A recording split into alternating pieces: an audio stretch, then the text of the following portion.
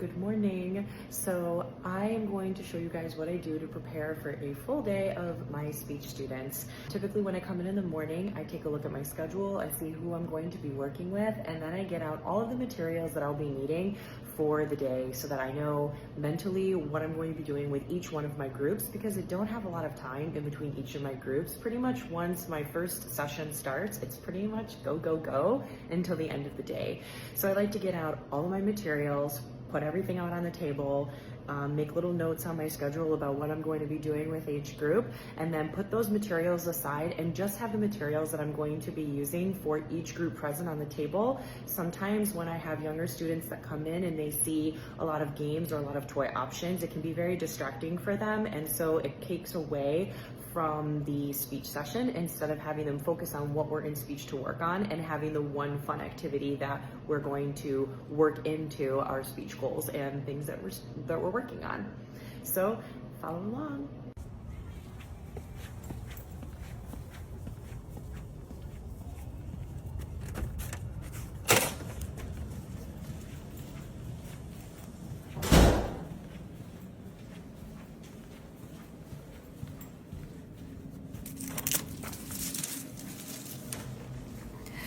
Okay, friends, so walk in with me while I put my stuff down. I got my lunch pail, my backpack, and over here are these two Arctic photo cards boxes. I use these a lot with my articulation kiddos, so I always get these out in the morning so I can go over what speech sounds am I working on today and which deck do I need to pull.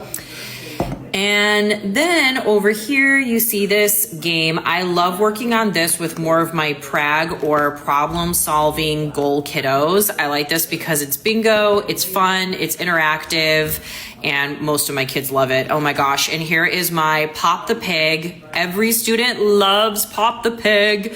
And then also Candyland is a huge favorite, and of course Uno. And all of these games are super fun to incorporate in with speech goals that you're doing. It helps keep the students engaged and interactive with the lesson. So it's fun and it's also functional.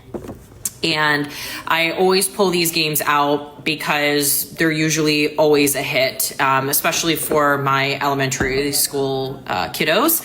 And then over here, I always have some putty on hand. This is great for my sensory kiddos. And of course, my most favorite stickers. My students love these for the end of session. Bye, friends.